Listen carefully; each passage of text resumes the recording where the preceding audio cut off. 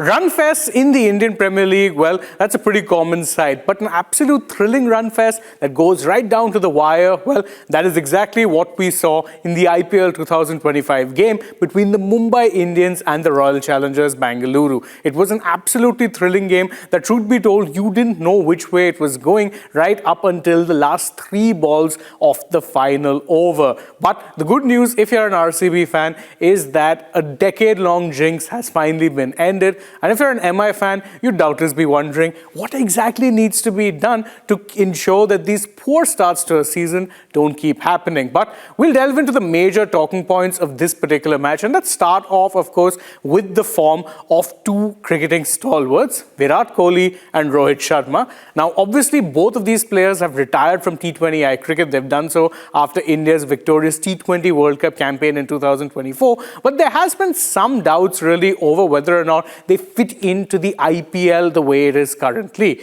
Well, this was as good a chance as any to assess both of them, and whilst Virat looked in very, very good touch and at ease on a pitch that was clearly very batter-friendly, well, the same can't be said about Rohit Sharma. Yes, he got a very good start, got a couple of boundaries in the process, but ended up getting dismissed in all too familiar fashion by a ball that was in-swinging and off a left-handed pacer. It's something that we've seen a lot with Rohit, and truth be told, it really does beg the question if at this stage of his career he still can't fix that problem. Is it ever going to happen, especially since the runs just aren't flowing the way they used to for him? And it will also raise question marks over whether or not he deserves a place in the playing 11, considering he's not the captain and therefore not undroppable anymore. Talking point number 2, and this one is really important if you're an RCB fan, the bowling managing to defend a high-scoring game. Now, usually speaking, RCB are no strangers to high-scoring encounters. The M. Chinnaswamy does lend itself to some very, very good run scoring, but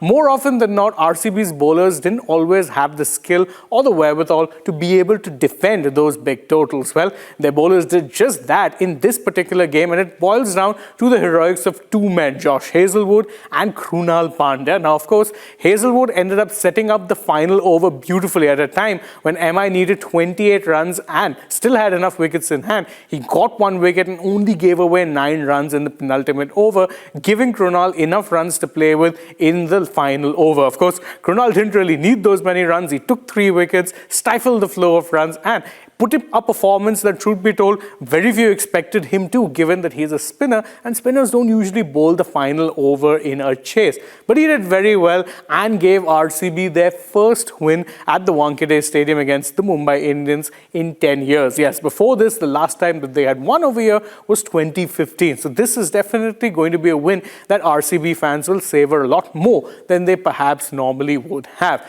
And talking point number 3, and this one really is a frustrating one, but one that needs to be addressed if you're a Mumbai Indians fan. What really needs to be done to address this trend of slow starts? Now, most people thought that MI had turned the corner after they beat the Kolkata Knight Riders in their 3rd game of the season, and that was coming off back-to-back defeats. But they have followed up that particular win with, well, back-to-back defeats. It's not been a very good time for MI, which means that out of 5 games, they've now lost 4, and once again are looking at an uphill task when it comes to qualifying for the playoffs and potentially competing for the title. Now, it is worth noting that they have prior history of actually being able to do just that. They did it in 2013 and thereafter in 2015 as well, where they overcame poor starts but then went on to win the title. But the IPL landscape is very, very different now, and if you don't start well, chances are you're not going to be in the playoff race. So if MI need to stay in that playoff race, they need a reversal of fortunes, and they need it very, very fast.